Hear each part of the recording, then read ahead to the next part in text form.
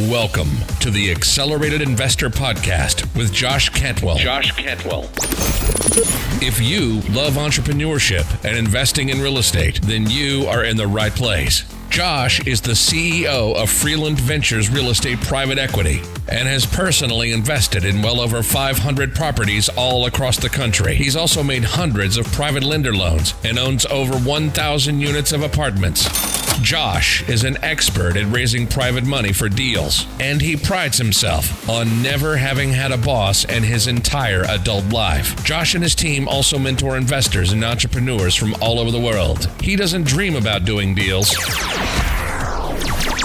He actually does them, and so do his listeners and students. Now sit back, listen, learn, and accelerate your business, your life, and your investing with the Accelerated Investor Podcast. So hey guys, welcome back. This is Josh Cantwell with Accelerated Investor. Thanks so much for joining us, whether you're catching this on iTunes or in YouTube. I'm really excited. As you know, we try to deliver to you guys the best and brightest information, strategies, personal development hacks that we possibly can. A lot of it from my own experience of the good things, the bad things, and the awful dumpster fires that I've experienced in my life to help you along your journey, whether you're just trying to get more out of your life and perform at a higher level, whether you're a CEO or an entrepreneur, whether you're an investor, whether you're a real estate investor or investing in the markets. This podcast and interview series is my way to kind of just open up, be transparent, tell the world about all the things we've done right and wrong to help other people along with their journey. And I've got with me today a relatively new friend, Agostino Pintus, who is I said that right? No, that's right. It's correct. Perfect. All right. So there's the American way to say it, and then there's the Greek, European way to say it. Right. But he is a very successful investor, and he's been through the proverbial landmine of life and real estate, had amazing successes, been through his own dumpster fires, and is having amazing success today as a multifamily real estate investor. He currently owns and controls over 500 units of multifamily apartments, has over 100 in his pipeline right now. And we're going to talk today just a little bit about apartments and multifamily. We're going to talk a little bit about life. We're going to talk a little bit about things we've done right and things we've done wrong. And I hope you guys love it and enjoy it. So Agostino, welcome. Yeah, thank you. Thank you so much. Thank you so much. Happy to be here. You, for sure. So we've talked a lot. We've got to know each other just really in the last month or so. Yeah. And for those of you guys that are out there looking at, how do I meet new people? How do I network? Of course, like real estate's hot. Things are going good, right? And we attend and sponsor all the local RIA club meetings, both in Cleveland and Columbus. We go to lots of meetups. We met Agostino through some of those groups, and I was a speaker at one of those groups. And we just, relationship is building. We're talking about doing some joint venture stuff on some apartments and take it from there. So, Agostino, let's just start with your business today, and then we'll go backwards. So Sure. Talk to our audience a little bit more about your strategy for investing in the markets. How do you find deals? What are you investing in? Getting access to capital? What are you excited about now in the investing world? Right now, yes. All we do is we buy C and B class properties. Finding the B stuff is a little bit tougher these days. Even finding the C stuff is, right? But what we're looking to do is trying to find value-add assets that we can go in, improve, drive some appreciation, hang on to them for up to 10 years, pull out a refi in anywhere between 3 to 5, and return almost all the capital, if not 100% of the capital, back to the investors at that refi time. But we're looking to target some really good numbers for them, and it's the only time we have issues is trying to find assets these days, like everyone else is it's all done through networking, right? That's how we're doing it now. We built up our own network of brokers. The brokers know who I am. They know that we can close, and we know that we always execute. We never put down an LOI unless we intend on taking it down. So unlike other guys out there, they'll start slamming out LOIs willy-nilly. We don't do any of that stuff. And I think many of the brokers are aware of that. Nice. To them, that's super important that whatever you're going to bid on, you're actually going to close. That's important. Got it. So it's mainly built on that. Do you have a specific asset that you own in your portfolio now that's kind of like your crown jewel, your favorite property? And Tell us about it, because if that's the crown jewel, you probably just want to go find more of those. Yes. Right? The crown jewel is a Triumph Tower. It's a recent acquisition we just did in Euclid. It's a little one. It's 126 units.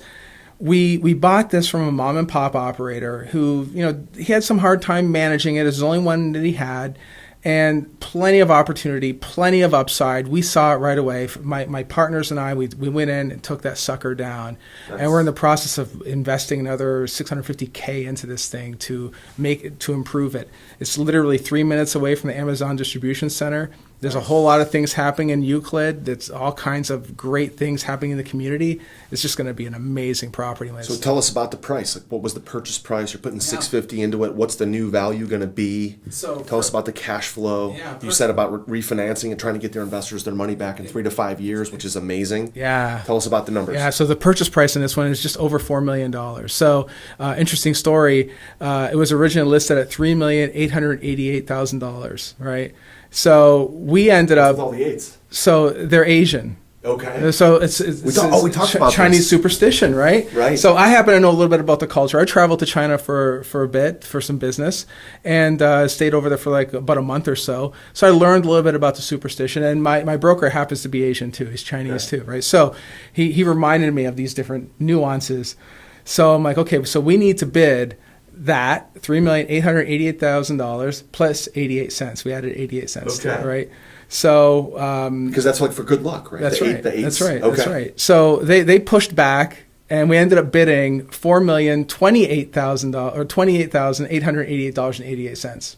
Right. Nice. So, because 2 is also a lucky number, by the way. Okay. So we gave him an extra $30K or whatever it was, and still a great deal. It's very much in line with what's going on in the market today as far as cost per door and the return is concerned. Right. Nice.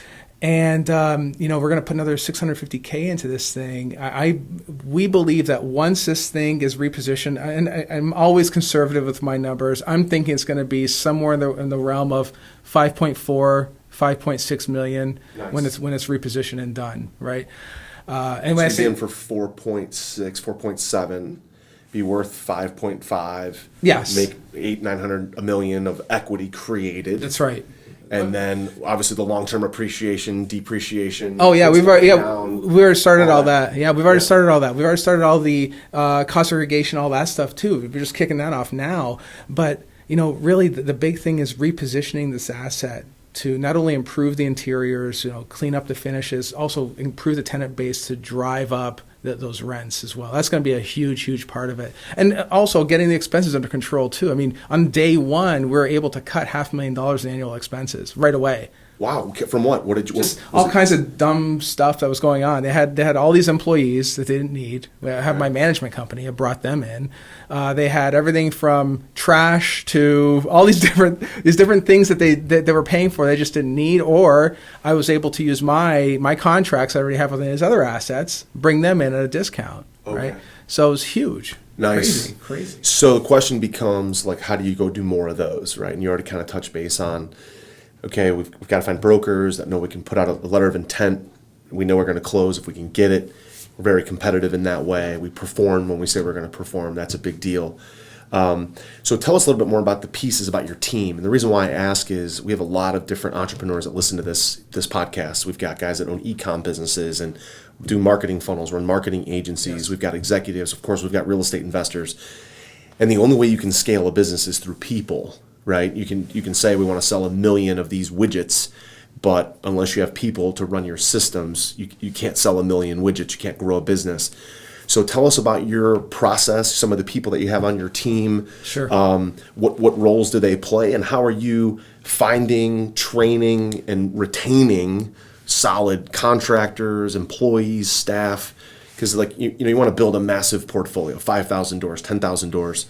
How do you do it? You do it through people. So what are your thoughts around that? The days of the solopreneur is over, and no great business ever gets big on their own by one guy. It just doesn't happen. You can't even think of one small company, right?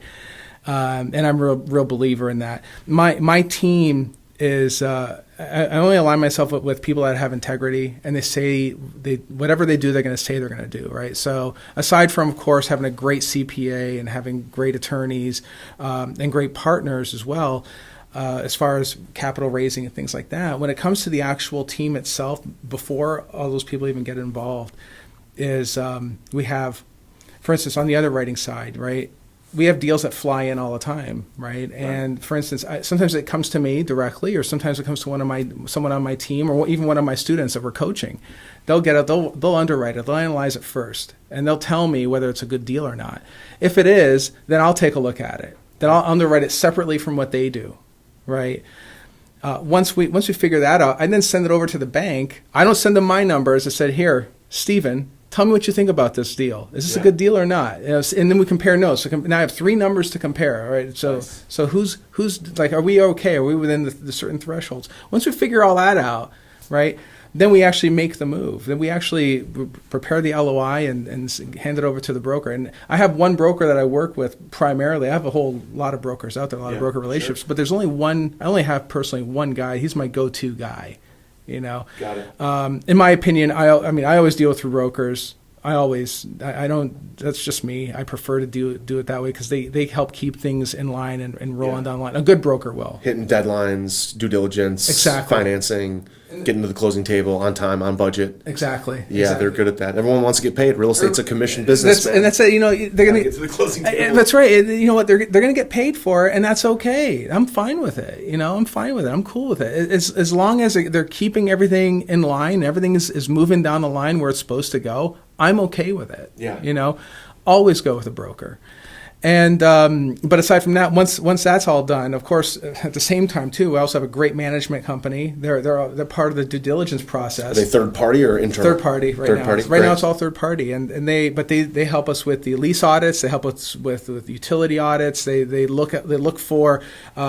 Are there any side deals going on where the current owner is like paying for cable TV for these 4 units over here? I mean, you'd be surprised some of the wacky stuff you find. The money for laundry that they're not claiming. Exactly. Or there's even those speaking of laundry, those leases that last forever. Those 10-year leases from CSC, for instance, right? Oh my, guys, always make sure that there's no 10-year lease on your laundry. Make sure it's a negotiation point there, guys. But I'm serious about that because that stuff it's come up on 2 deals now, right? Okay. The automatic renewal thing, and you can't get out of it. But they look for stuff like that, and then while they're looking for, we also try to find ways of getting out of it, or if it's an agreement that we don't want. But they're actively involved. They're helping us with due diligence, and again, they'll do their due diligence. We do ours. It's concurrent. It happens at the same time, but then we compare notes and see how it goes. So it's almost like a check and balance type system, right? Perfect. I don't want to be the only guy underwriting something. Right. I can certainly do it. I've done it. And nor do I want Gary to be. But it's always an opinion, right? It's like a realtor's opinion of a broker's price opinion, or a realtor's opinion of CMA value.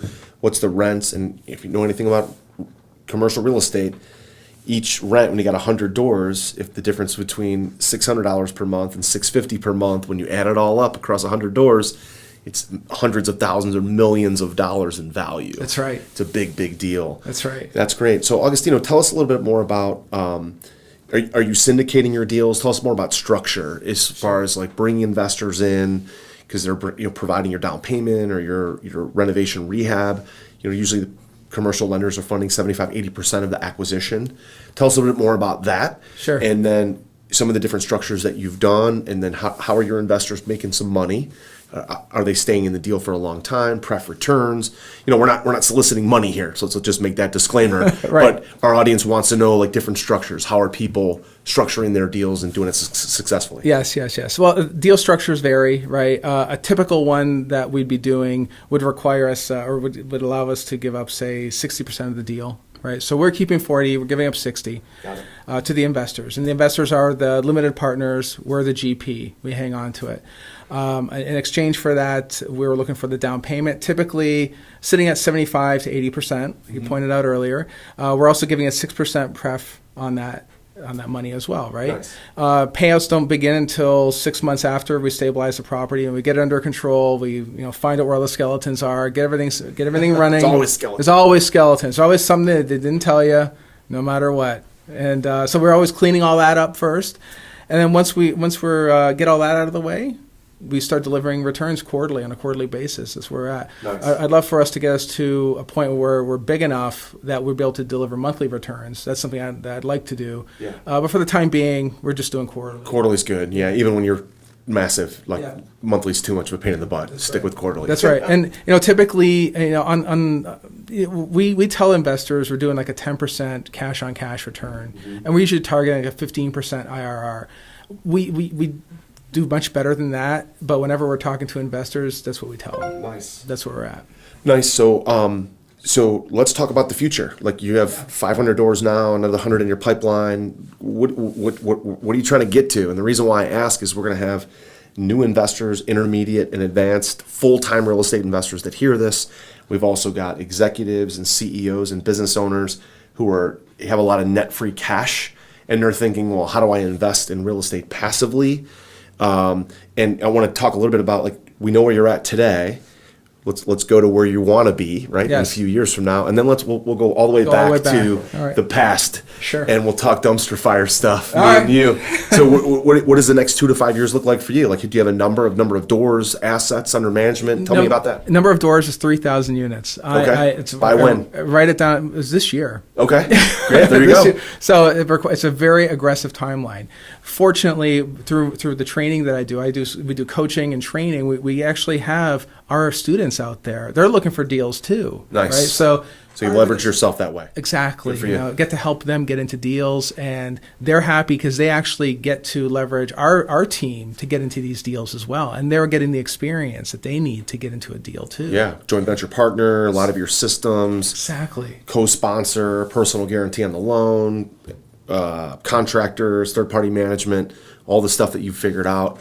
Exactly. And they're bringing deals in. It's great. I actually started back in 2005 when we went full-time, did exactly that. We called them, can't remember the name, but we had apprentice partnership. Yes. 10 guys in groups of 2, so 5 teams out looking for residential deals. Same thing. Like, we were actually relatively new to the business, but we knew enough to be like a couple steps ahead of some of our friends who wanted to get into real estate. Yep. They would come in Thursday nights, we'd get pizza, we would train them, we gave them all territories, and they were finding crazy deals. Back then we were doing all wholesaling and short sale negotiations and things like that. And we were maybe only 6 months or a year ahead of them, but that was enough that we had some credibility and some authority, and about 50 deals that we closed. And they became amazing, like bird dogs and acquisitions guys. So I love the strategy. And you know what though? There's real value there. I mean, you touched on this earlier about construction guys. If you're just starting out, you have no idea what it costs to paint a room. You just don't know. Trim, is it flooring. Yeah, is it $100? Is it $400? You're gonna buy a house or buy a building and have a contractor show up, and you're gonna say to them, you're gonna make the mistake of saying to them, "Well, Joe, what do you think it's gonna cost to paint this?" And Joe's gonna answer with the highest number possible. Whatever he can get away with. Whatever he can get away with. He'll look at you. He'll look at your shoes. Oh, he's wearing Gucci. You know what? For you, $800. Yeah, you get a Gucci room, Gucci paint. And that's exactly it, But if you have that experience behind you, the experienced guy would know cost per square foot to paint is X. Cost to paint trim is Y. Joe, here's your list. It's going to cost you $200 to paint this room. If Joe says no, tell him to pound salt, find another guy. I mean, those are it's a little thing, but it's those little things that'll keep you from getting killed in this deal, in this whole business.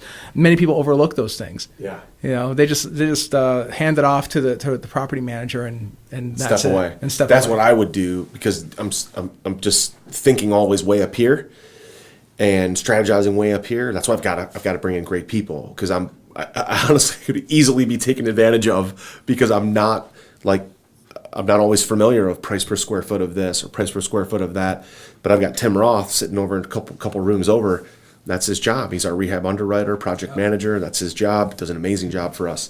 So 3,000 doors by the end of the year. Fantastic. Hopefully we can JV on a whole bunch of those. Absolutely. That'd be great. Looking forward to it. So, Agostino, let's go back then. Let's talk about your entrepreneurial journey. And this is really my favorite part of the discussion when I get in with a new guest or a new friend, is the journey, because we've all go down these different paths, and sometimes we do it right out of the gate.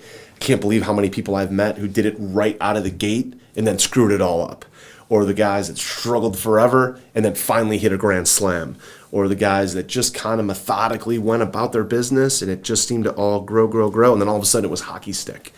Everybody's got a different path. Yeah. So where did your path begin? I know you started in the corporate world as a very young CIO. Tell us a little bit about that, and then how did that pivot into your real estate journey? Sure. Well, I've actually been an entrepreneur my entire life since I was like 9 years old. Started writing. I was one of those kids that wrote code, that kind of thing. And there was code when we were 9, because we're probably about the same age. There was. It was basic. Basic code. Basic. Right. Yeah. It was on the Commodore 64. Right. Oh, I love Commodore 64. Space Invaders, man. That's right. Yeah, I used to code that stuff. Yeah. I used to write it, and at 9 years old, I trained myself on how to do it.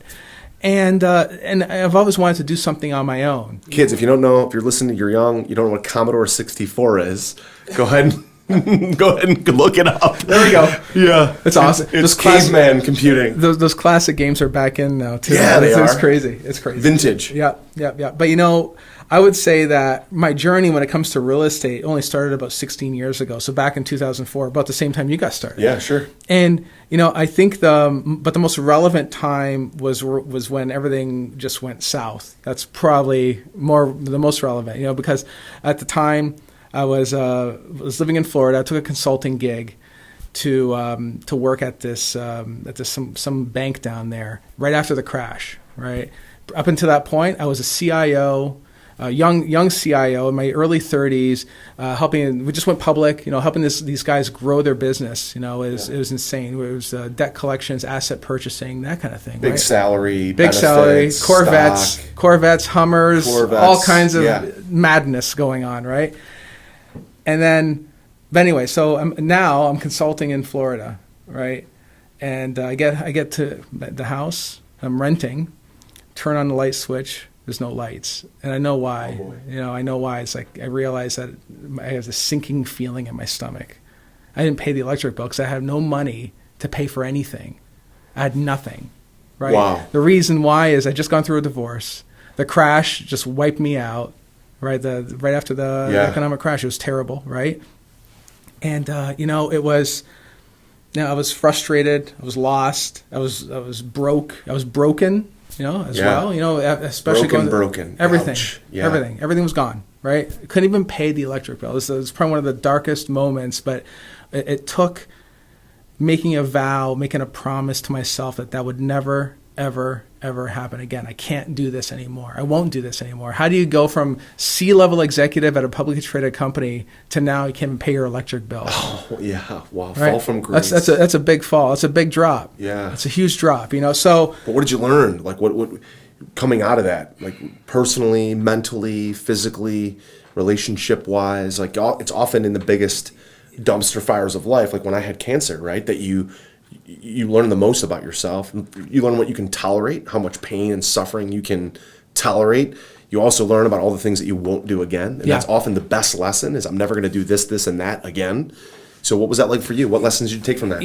I would say this, that there's a great deal of commitment. You really have to make commitment. I'm not just talking about committing like, yeah, I'm committed, it's fine. No. I mean, you wake up in the morning, you get your workout in, on time every single day, and then you work. Yeah. That's it. That is what you're doing. You don't take days off. Yeah. You demonstrate commitment by doing, right? Not just by saying. Right, exactly. You're not sitting on your duff watching Game of Thrones. No offense to people who watch Game of Thrones. I heard it's a great show. Yeah. I've never seen a single episode. Neither have I don't know. I don't have time for that. Yeah. I mean, right now, I got this burning passion, this burning ember that sits inside me every day that keeps me focused on this. Because to get to 3,000 units, there's no time to watch TV. There's no time to chill. There's no time to relax. I mean, it takes sacrifice to get there. But once I get there, then maybe I'll catch a show. Yeah. For the time being, that's not it. And that's what happened. Early on, when I was the CIO earning all kinds of money, I relaxed. Everything's okay. You don't have to worry about it. It's fine. last. It'll last. It'll be here forever. Until it's not. Until they hand you the box. Yeah. The box where you put all your stuff in and you go home.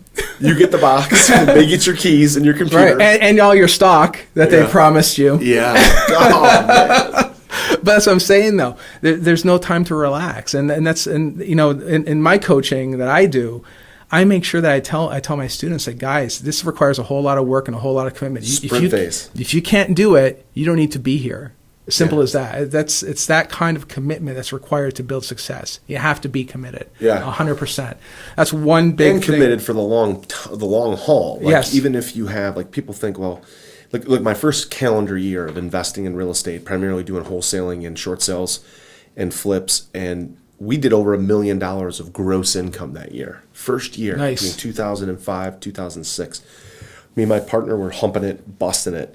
But at the end of the day, paid some employees, not a lot, but then you split that up between partners. It's really not like tremendous. Even if you're making hundreds of thousands of dollars, it's really not. It's not legacy money. Right. It's just like you paid the bills, you put some money away, you probably overspent, wasted some of it, and that $1 million really goes boom like that. That's right. That's right. It's gone. Yeah. So knowing that, like, I think for a lot of people it's about expectation. Like, a lot of people are thinking like, oh, if I can make $100,000. I remember my dad 25 years ago saying, like, I make six figures. And I tell people today, like, $250,000 a year is the new six figures. Oh, yeah. Easy, right? So 250 is the old 100. And if you're not there, like, you're not really making a massive dent in the world or any kind of legacy stuff for your family. You certainly could be having a great income, and not everybody wants to strive for that because it takes a different level of commitment, right?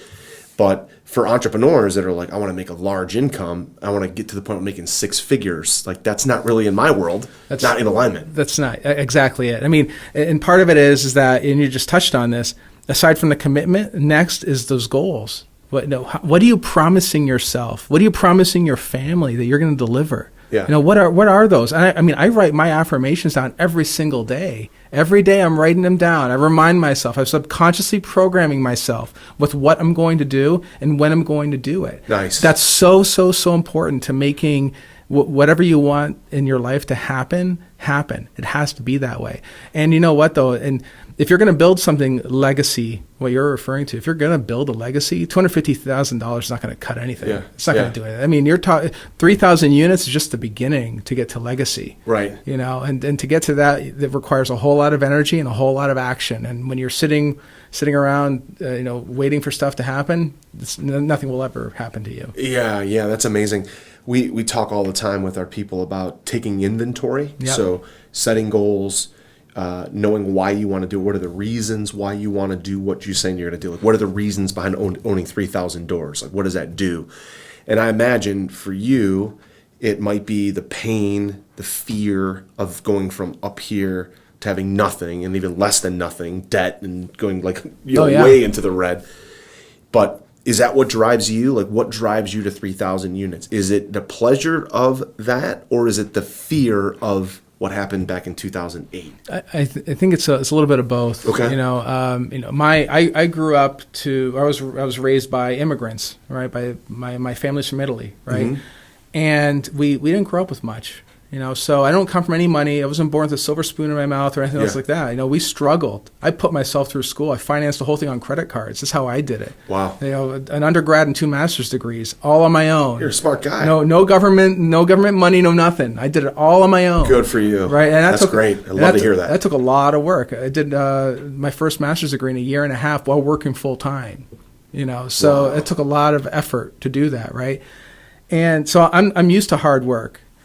And when that crash happened, that it totally wiped me out. That's one thing.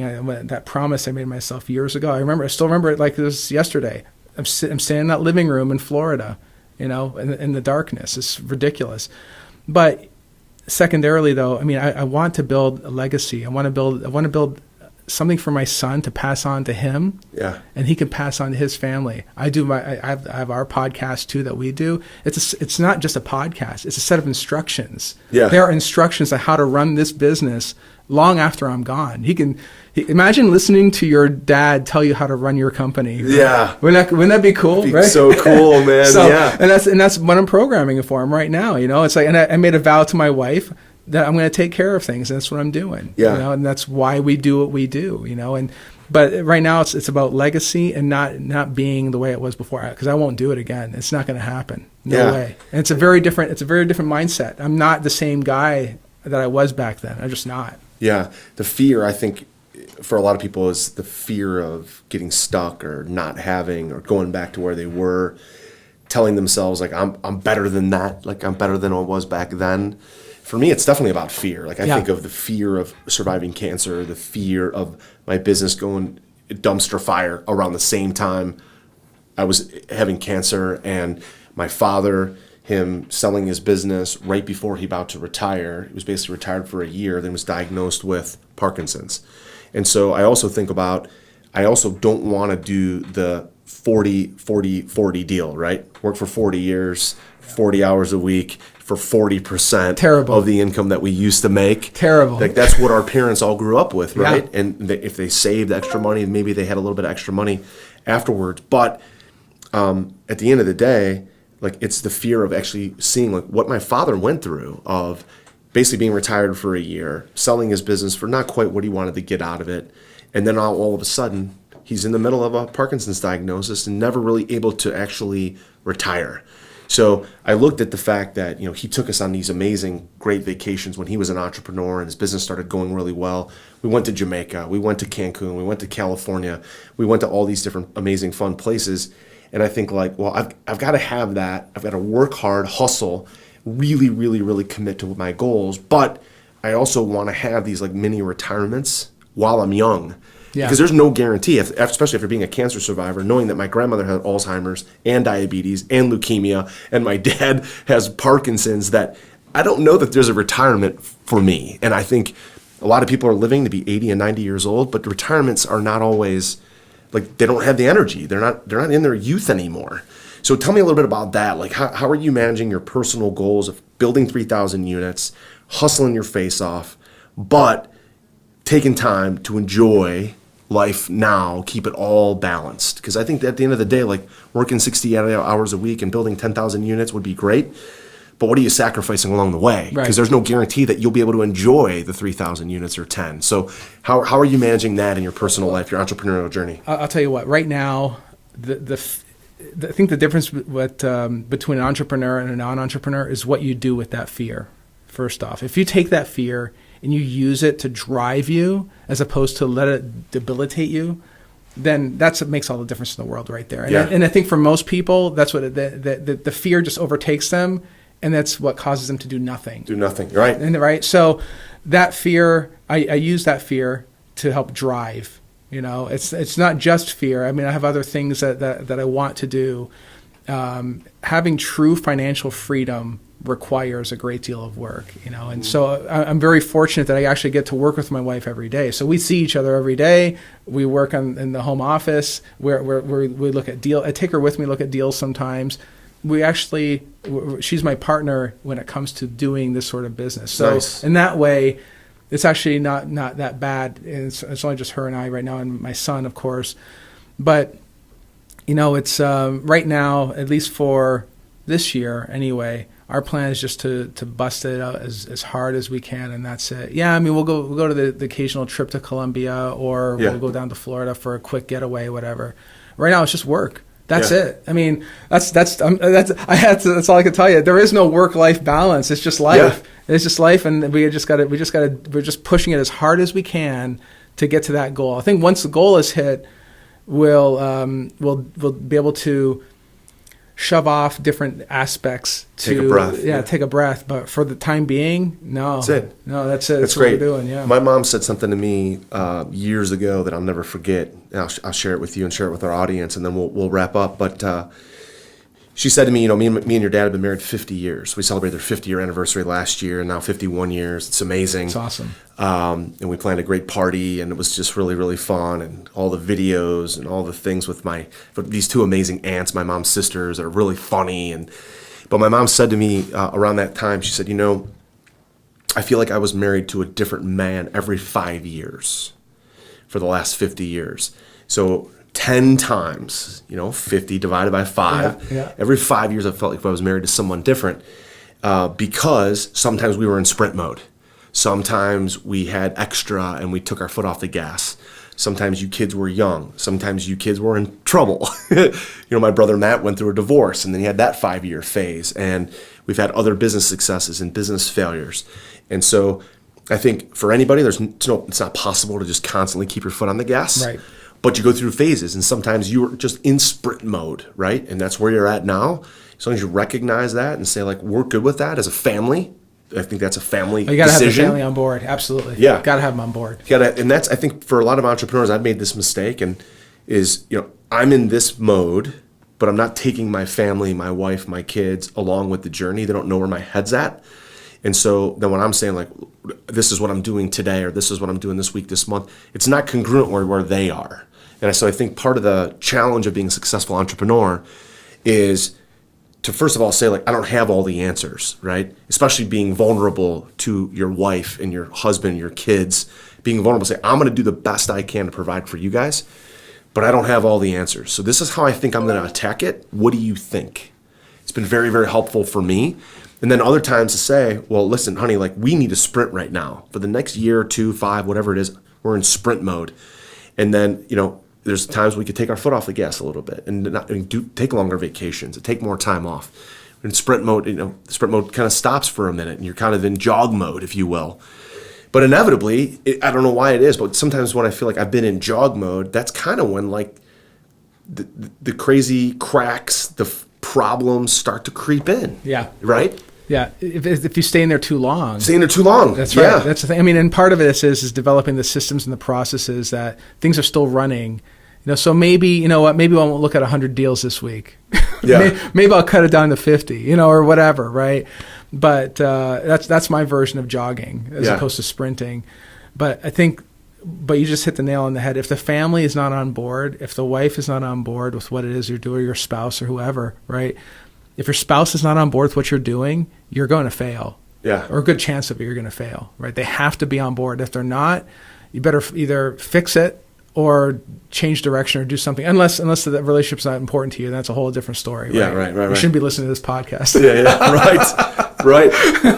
I see. We've never heard a TED Talk or an amazing YouTube video with millions of views and shares where the entrepreneurs up there and say, we did it, and and my wife was not on board. My family was not on board. I don't want to thank my family. Those videos don't exist. They don't exist. Absolutely, right? Absolutely, and that's 100% true, guys. I'll tell you right now. The life of entrepreneur can be hectic, but I wouldn't have it any other way. Wouldn't have it any other way. No, absolutely, for sure. So, Agostino, listen. Thanks for joining us. Before we leave, we're going to have people that listen to this that want to be mentored by you. They want to joint venture with you. They want to invest with you actively, passively, whatever. How can people reach you? You have your own successful podcast. Tell us about that. Yes. BulletproofCashflow.com, found on all the major platforms, iTunes, Stitcher, YouTube, we're everywhere, right? Check us out. Subscribe, leave a comment if you listen, if you like the stuff. If you don't like the stuff, let me know, leave a comment, tell me you don't like it, tell me what you want to hear, right? But BulletproofCashflow.com, go there. You can reach me there as well. That's the best way to get me. Fantastic. Agostino, thanks so much for joining us. Thank you. Thanks for being on Accelerated Investor, and we'll see you guys in the next episode. Take care. You've been listening to Josh Cantwell and the Accelerated Investor Podcast. Leave a comment on our iTunes channel and let us know what you want to learn next or who you'd like Josh to interview. While you're there, give us a 5-star rating and make sure to subscribe so you can be the first to hear new episodes. Follow Josh Cantwell and his companies, Strategic Real Estate Coach and Freeland Ventures, on all social media platforms now, and stay up to date on new training and investment opportunities. To start your journey toward the lifestyle you've always dreamed of, apply for coaching at joshcantwellcoaching.com.